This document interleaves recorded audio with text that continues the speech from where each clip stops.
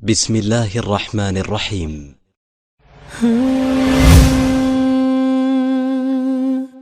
السلام عليكم. الحمد لله رب العالمين والصلاة والسلام على خاتم الأنبياء والمرسلين وعلى آله وأصحابه أجمعين ومن تبعهم بإحسان إلى يوم الدين. علماء کرام درد للحال درسونه روان دي. مغربي فکر فلسفه بیانېږي.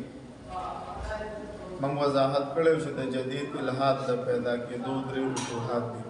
تاسو ته بار بار دا خبره کوم چې الحاد د قدیم زمانې نه روان دي. کوم چې جدید الحاد د پیدا کېدو درې وجوهات دي.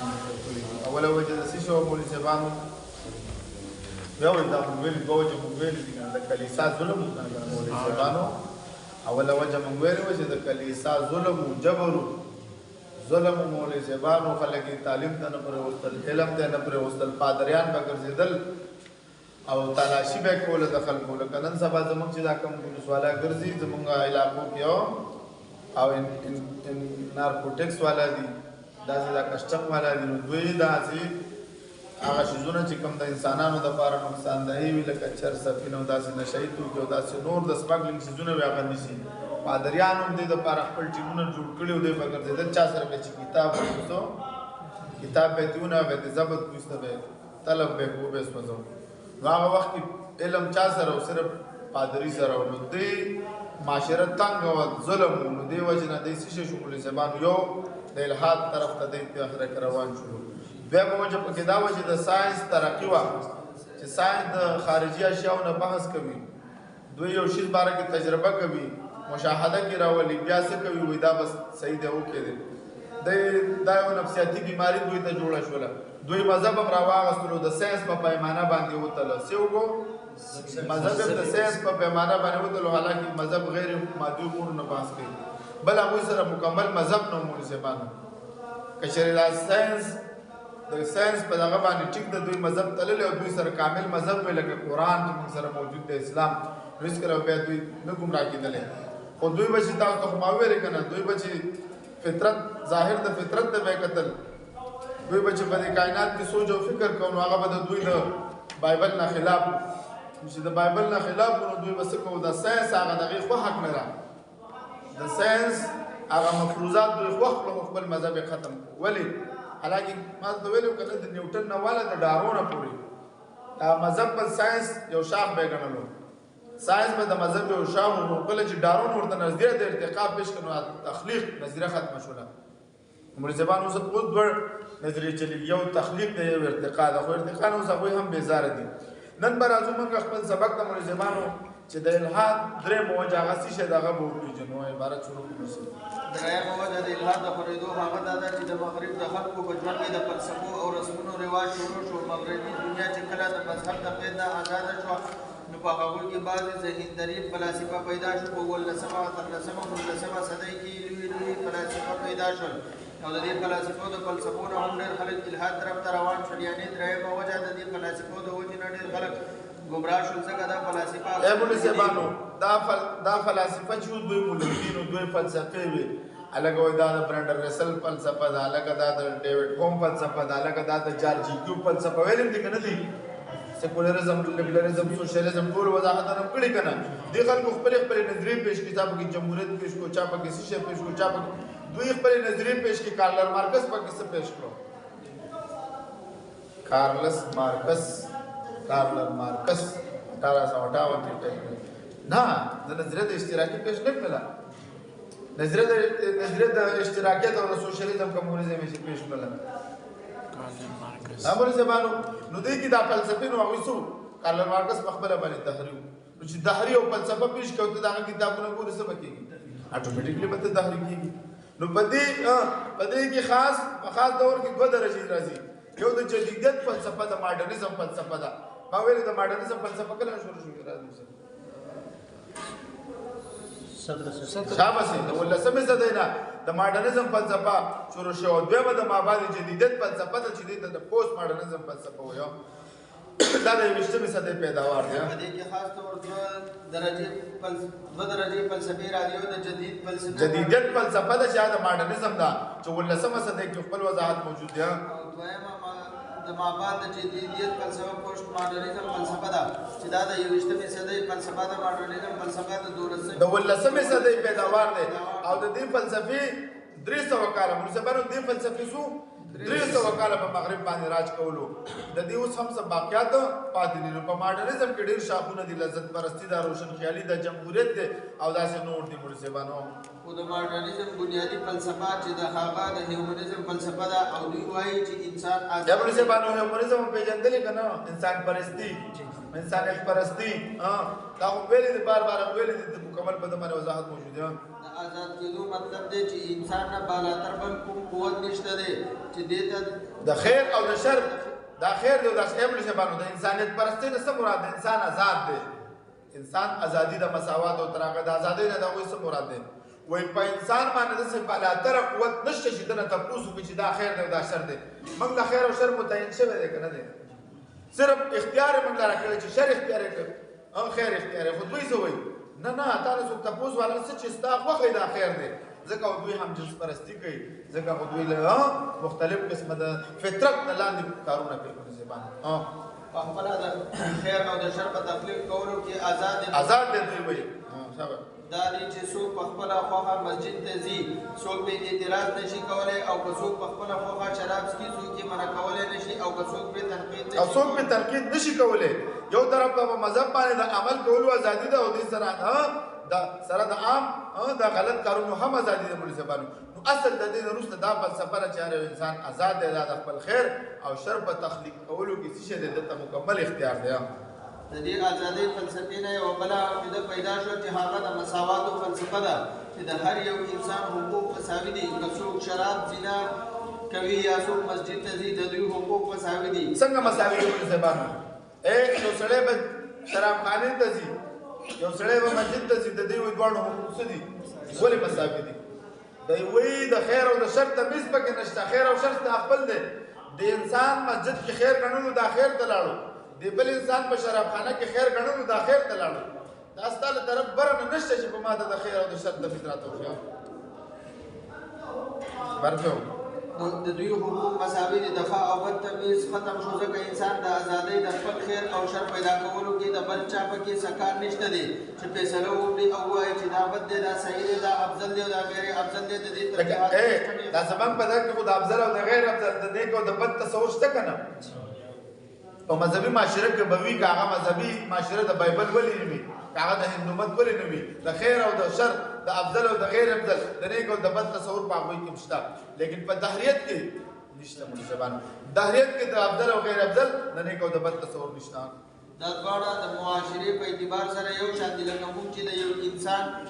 د نیک او د بد دا ترجیحات دي مرزبانو څه وکړو؟ ختم کړو. دریم دور چې راغی نو دا د ترقۍ دور او نظریه راغله. د ترقۍ نظریه دا ده چې هر انسان د خپلو خواهشاتو چې څومره زیات حاصلولی شي عمره به دا ترقي یافته وي، خپل خواهشات پوره کړه. موږ ویلو ساینس مخکې زمانه کې څه وه؟ یو فلاحي اداره وه. څه وه؟ اوس څه شی ده؟ د انسان د خواهشاتو هر قسمه شیزونه له تیار کړي دي. که ته مساج کې تا د مساج دپاره ماشینونه راویستي دي، تا ته مختلف قسم څیزونه د انسان د سهولت دپاره اوس رپورټ را روان دی. هر یو ستا کار به ټول کارخانو کې به د انسانانو دا کار ختم شي، بس رپورټ به کې کور کې به تاله پخلی رپورټ کړي، تاله به جامې رپورټ کړي، تاله به دا ټول سهولتونه دا د ساینس د وجې کوي. نو ساینس اوس د انسان د خواهشاتو څه جوړه شوې؟ یوه ذریعه جوړه شوې ده. ځکه انسان د خپل خیر او شر پیدا کولو نو په دې وجې سره د خیر او د شر د دغه نه هم څه شو مرزبانو؟ تمیز نه هم دوی ځان نه ویستل. ځکه و چې څومره د ساینس علوم دي په دې مبني دي چې څومره ډېر څیزونه ایجاد کړي، د انسان خواهشات زر تر زره پوره کړی شي. ماډرنیزم فلسفې د یورپ په معاشره کې مذهب بالکل معدوم کړو او دا فلسفه په ټوله دنیا کې په خورېدو. مرزبانو دا ډېره په تیزۍ سره خورېږي. ګوره دا فلسفه دا د ماډرنیزم د پوسټ ماډرنیزم فلسفه ډېره په تیزۍ سره ده. ګوره څنګه یورپ ډېر هوښیار دی، څنګه چې دا خپل څیزونه ورسول، دا الحاد یې راورسول او نن سریعام الحاد دپاره خلک څه کوي؟ کار کوي او سوچ پیدا کړي، علماء سوی پیدا کړي، مستشرقین په ذریعه سره دوی څه کوي؟ دوی کار کوي مرزبانو په مختلفو بانو سره. ستا په مسلماتو به اعتراض کوي. څه به کوي؟ امام بخاري رحمت الله علیه دوی پرې نه وستو، امام مسلم رحمت الله علیه پرې نه وستو. چې ستا دغه ستا مسلمات دي چې دی د لول لاندې امام ابو داود رحمت الله علیه حیثیت پاتې شو، ترمذي رحمت الله علیه حیثیت پاتې شو. یو قرآن به سره پاتې شي نو قرآن نو د قرآن تشریح چا کړی دی دې حدیث کړي چې حدیث دا مکمل شو نو قرآن نه متد برکات سار مون نشي ثابتولي د روزي احکام د نشي ثابتولي ټول احکامات به پکې ثابت ها فرایض واجبات صورت مستحبات به ثابت کړي نو دا بچر درازي احادیث ته برازي بعضې پکې پیدا کړ د فقه نه انکار وکړو دا حدیث تشریح چا کړی و نو فقه کړی و هغه هم د لواله دا پورا ګیم سره پکې سیکلو کړی سبا نو خبره ګوره روانه او چا غیر حد طرف ته ورننه د نورسته دا ټول د مغرب فکر فلسفه را روانه ده په زبان په معاشره کې هم زموږ په معاشره کې هم داسې خلک شته چې د ماډرنیزم طرف ته طرفدار دي دوی هم غواړي چې هر یو انسان آزاد دا اوس هم دوی وایي د ستا په معاشره کې دلته اسلامي معاشره کې دوی سو یار او مسرور ازادي پکار ده هر یو انسان اوس دوی بل ناره چوي میرا جسم میرے مرضی او داسې نور خبرې کوي دوی وایي کنه دوی دا اعتراض کوي دا خزله خو په سړی له خو بیا خوري ملاويږي نو خزله بس ملاويږي نو هغه یو انکار و ځنه یو خزه و یو مولانا تاسو کې ما راشه مولوی صاحب تاسو ته چې ته مسلمان وي با او ته د ځان لپاره په یو وخت سلور مړونه خوخه په یو نگاه کې نو دا بس جواب ورکړي چې مسلمان دا باندې انکار کوي نو ستاسو فطرت خو په دنیا کې د سلور مړونو نه دی چې سلور خاوندانو په جنت کې به څنګه سلور مړونه غواني سلور خاوندان غواني ستاسو فطرت کې چې الله سوي هغه له جنت کې پیدا کړی دي چې حسن دی ستاسو به حسن الله درکې ستاسو کارو سره ستاسو زیورات سره ستاسو د ملغرو دي شنو شوق دی الله دلته پیدا کړی د سړی په فطرت کې زیات خو سره څه شي کېده د جمال دغه خېده دا یو شوق پکې کېده دا لذت ورته پکې کېده الله خدای پاک خبره برابر جنت خو د خواهشاتو د پوره کېدو ځای دی نو د خزو ډیرو مړونو سره په دنیا کې شوق سره په آخرت کې به څه پیدا شي خو ما چې مولوی صاحب ورته ویلي چې دا باید څه وي هغه ول صحیح جوابات ورکول چې ته به دا خزو سردار وي دا هم یو جواب دی چې د دنیا د خزه به د هغه ورو سبوي ملکه به وي هغه به خادمانو په عزت سره وي نو د خزه په دغه کې لکه دوی دا اعتراض کوي میرا جسم میرے مرضی ته ورته وي چې د دې نستازو غلط مراد اخلي ستا جسم زما جسم د الله مرضی د مسلمان خزه بس نه رہی زما جسم د الله مرضی دا جسم به د الله د مرضی مطابق استعماليږي دغه پرده وي دغه به حیا وي دغه بسوي دغه به د خپل بچو اسلامي تربيت وي نو چې دای ور ضرور دای او دای رانه نشتی ما په خپل ویډیو کتره وزرانه ویلو اسلام د سړو دی خصو له سور کړی نو ما وی خوري تعالی خو د ژوندۍ پاتې کېدو په دې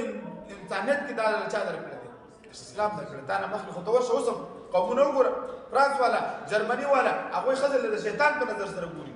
هغه خزم صرف د ګرل فرند د پاره استعمال خپل خواهش پوره کول لپاره واده ور سره نه کوي بس بغیر د واده ور سره وخت لري چې زړه د مور شي ستو ورته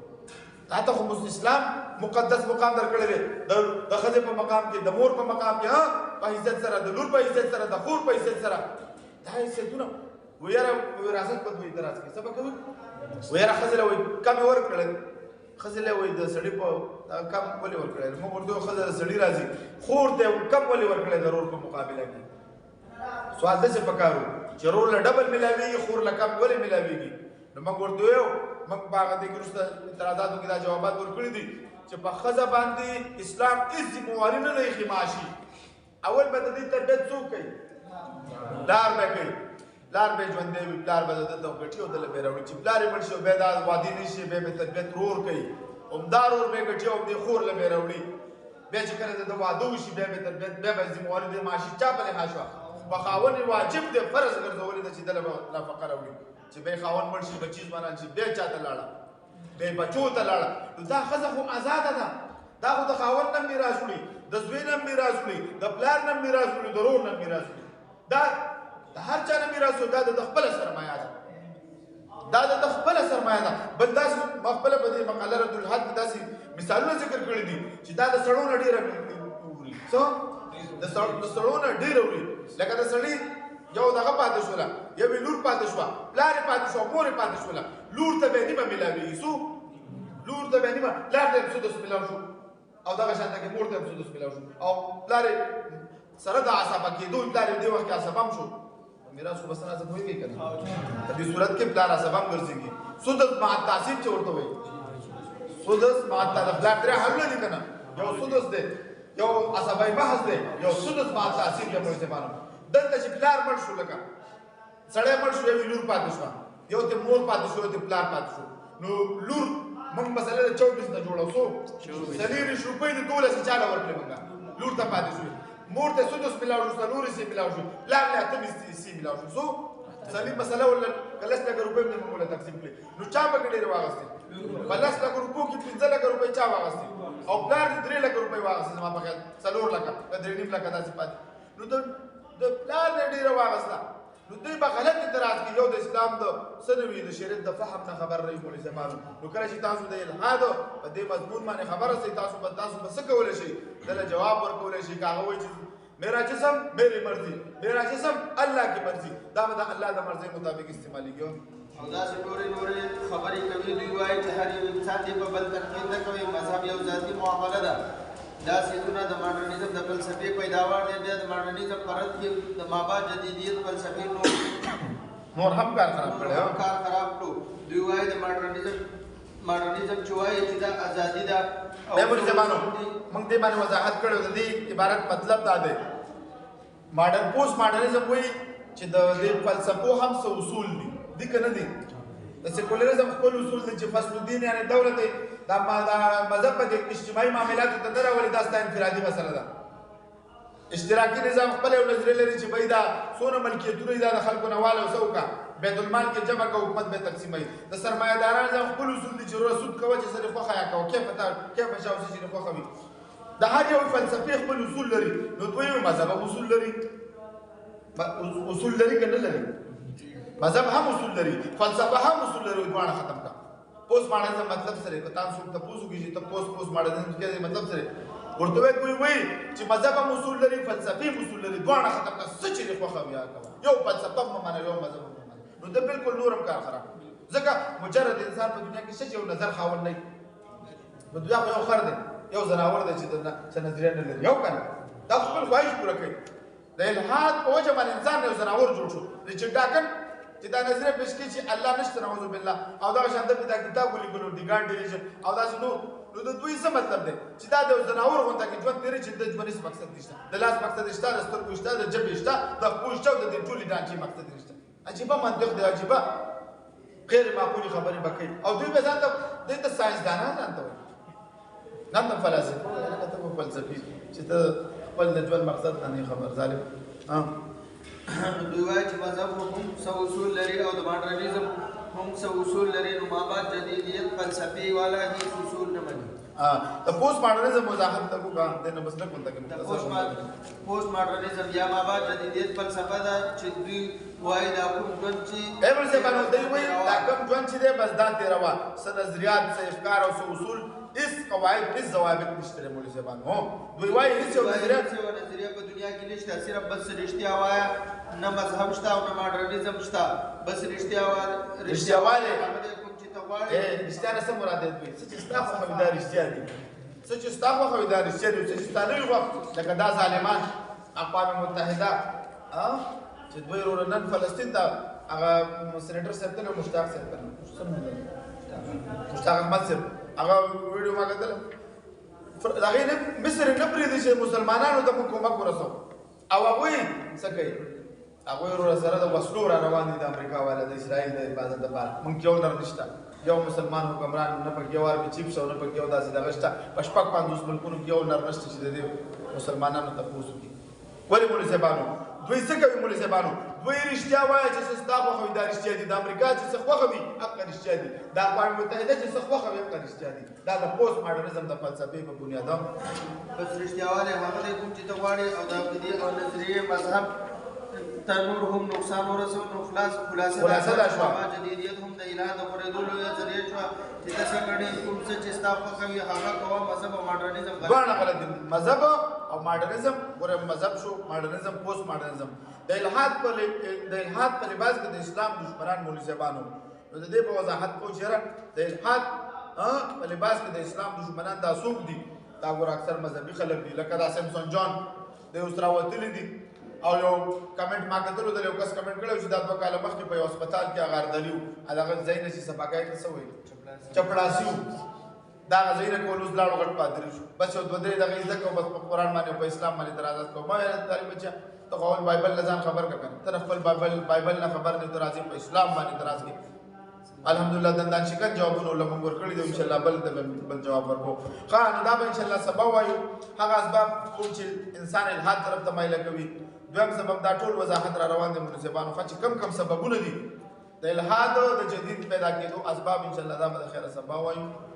واخر دعوانا الحمدلله